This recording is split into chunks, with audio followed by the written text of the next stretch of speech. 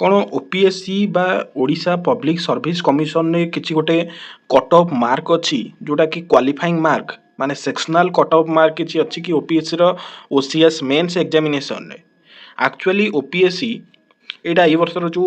2024 जो नोटिफिकेशन आसला तार cut off prelims row 102 mark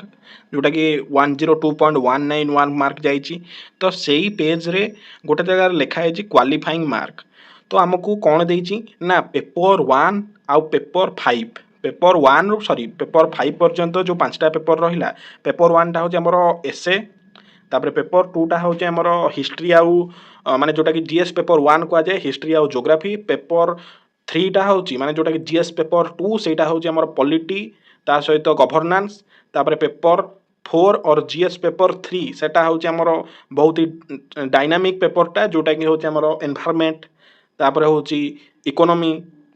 internal security science and tech et cetera और लास्ट पेपर 5 बा जीएस पेपर 4 टा होची हमर एथिक्स तो एइथरे 75 मार्क निहाती दरकार एटा होची क्वालिफाइंग पेपर तो 75 मार्क माने केते ना 30% गोटे कैंडिडेट यूआर हेथिले बा एससीबीसी हेथिले ताकू रखिबाकू पड़िबो देन ऑप्शनल पेपर जो दीटांग रही तार मध्य 30% दरकार माने 150 मार्क तुमको ऑप्शनल पेपर दीटांग रखा पड़ो किंतु कौन देइछि से मेंशन करिछि से मेंशन करिछि जे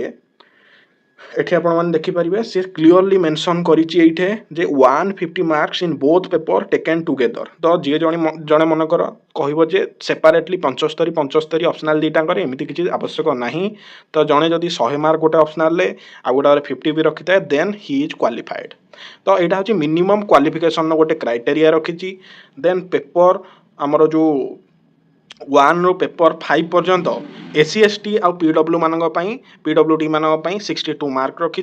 जोटा कि नियरली 25% पाखापाखि कहीं 25% हूँ के 62.5 मार्क तो यहाँ नियरली 60 जेहेतु 62.5 मार्क तो यहाँ नियरली 25% दरकार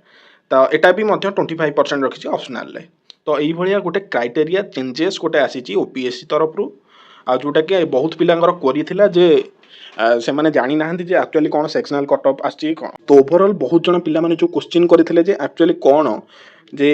गोटे सेक्शनल कट ऑफ आसी कौन एक्चुअली सेटा होची क्वालिफाइंग मार्क जोटा कि एई पोर्शन ने मु आपण मानू भलो भाବରେ देखौची एटा डायरेक्ट ओपीएससी पेज रू आ ओपीएससी नोटिफिकेशन नो ही मु आनी आपण मानक आगे देखौची तो एटा थिला वीडियो थैंक यू जय हिंद जय भारत।